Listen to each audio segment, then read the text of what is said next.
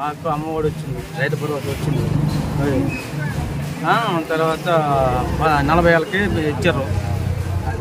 అన్ని చేసి ఒక్కసారి జగనానికి ఓటేయాల్సింది. అదే నేను మార్పు తెస్తాను, నాకు అవకాశం ఒకసారి ఇవ్వండి అని బ్రహ్మారెడ్డి గారు అంటున్నారు.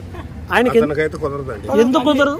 అభివృద్ధి చేసినాడు, సంక్షేమ పరంగా అభివృద్ధి అయింది. అట్లా కాకుండా వ్యక్తిగతంగా కూడా లాభం పొందిన వాళ్ళు చాలా మంది ఉన్నారు. ఇంకా ఎవరికే ఎలా ఓటు? బ్రహ్మారెడ్డి గారికి ఓటు వేయాలని అడుగుతున్నారు. మార్పు తెస్తాడని మీరు అంటున్నారు. ఏం తెచ్చింది ఆయన? 2 సార్లు పోటీ చేసినాడు, ఓడిపోయినాడు, గుంటూరు పోయినాడు. ఇంకేడ కనపడడం మళ్ళా ఈరోజు మళ్ళీ 2024 పోటీ చేస్తానని చెప్తున్నాడు. ఓడిపోతున్నాడు, మళ్ళీ గుంటూరులో ఉంటాడు.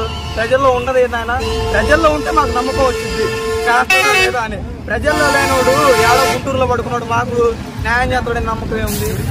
మీరు కలిపేయాలి కదా నమ్మకం. కదా మార్పు తెస్తాడు.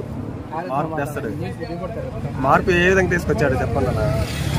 వాళ్ళ అమ్మ ఎమ్మెల్యే గారు ఉన్నారు, వాళ్ళ నాన్న ఎమ్మెల్యేగా పనిచేశారు. ఏ మార్పు తీసుకొచ్చారు? అలాంటి మార్పు అని చెప్పి చూపెట్టమని. వీళ్ళంతా ఎందుకు? గుంటూరులో ఉన్నాడు, కరోనా టైంలో ఎటుపోయాడు కదా. ఈ రోజు వచ్చి మేము మార్పు చేస్తాం 6 పథకాలు ఇస్తాం, 7 పథకాలు ఇస్తాం అంటే ఏ పథకాలు ఇస్తారని? సరే 6 పథకాలు ఇస్తే మేము కూడా సింగపూర్ లాగా చేస్తాం అంటే ఏది సింగపూర్? ఏది అంతకుముందు కూడా అన్న గ్రాఫిక్స్ అన్నాడు, ఏది ఆ సింగపూర్? ఏది 6 పథకాలకి మన జగన్ అందిస్తున్న నవరత్నాలకి శ్రీలంక తయారవుతుంది, చైనా లాగా తయారవుతుంది అన్నాడు.